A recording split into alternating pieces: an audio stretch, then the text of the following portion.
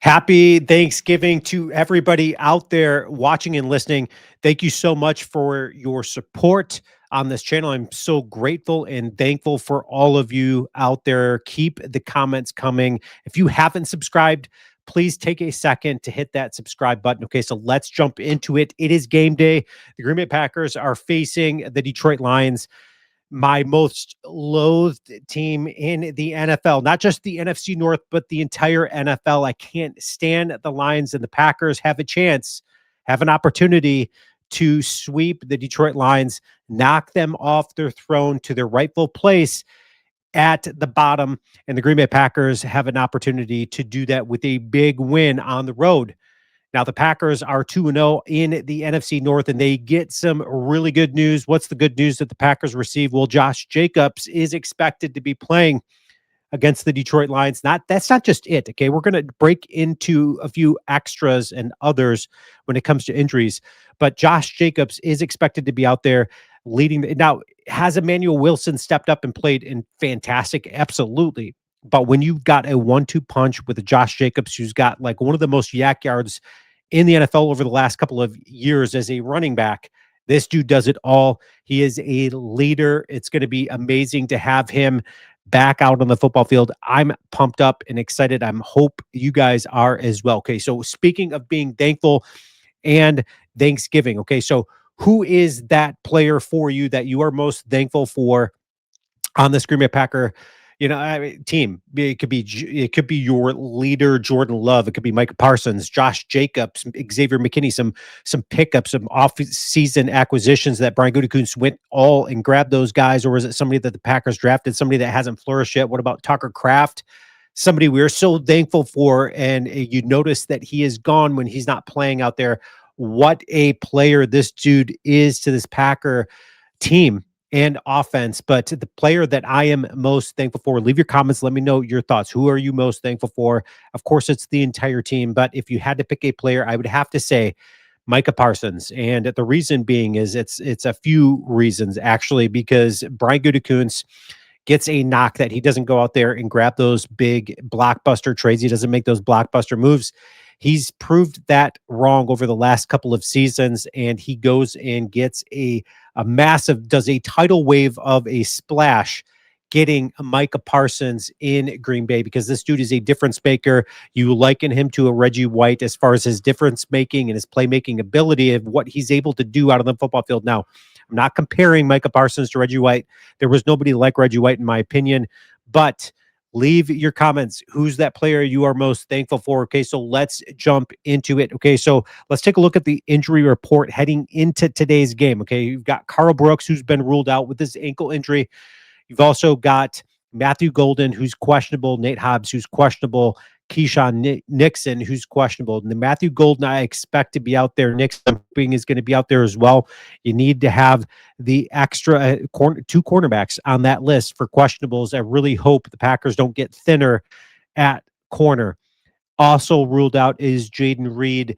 I didn't expect him to play. It would have been amazing if he would have been able to come back and play the Detroit Lions. What a weapon he is.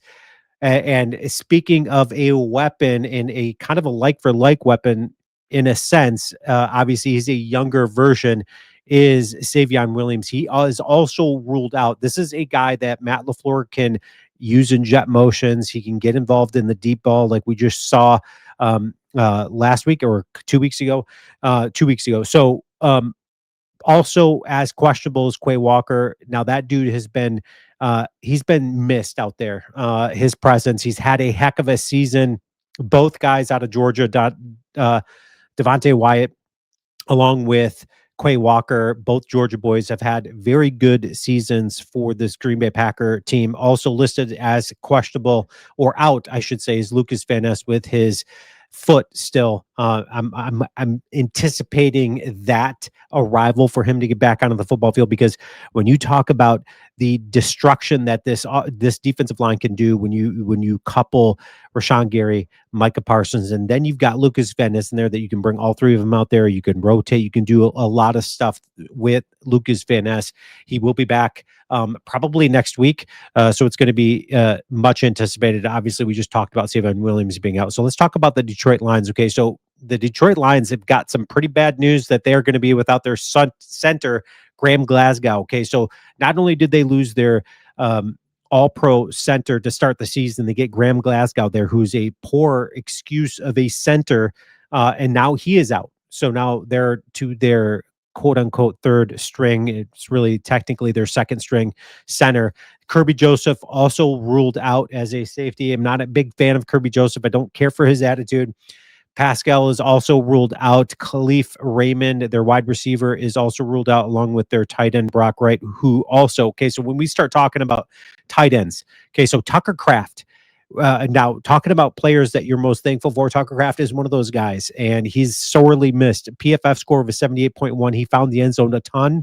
He had a ton of yak yards. He did it all. He could block, and you see that Luke Musgrave, unfortunately, is just not that guy for the Green Bay Packers. He's just not going to be that tight end that the Packers are probably going to have to just part ways with, not re-sign, because I mean, he's not looking good. He's not looking good at all. But Tucker Kraft will be out in that game. And talk about impact players, the week one Detroit Green Bay, when they faced off, both tight ends, Sam Laporta, who's also going to be out in this game. He's still on IR for at least another 2 weeks for the Detroit Lions. You've got Tucker Kraft, Sam Laporta. So the first time these two teams met, Packers come up with a big win, 27-13 at home.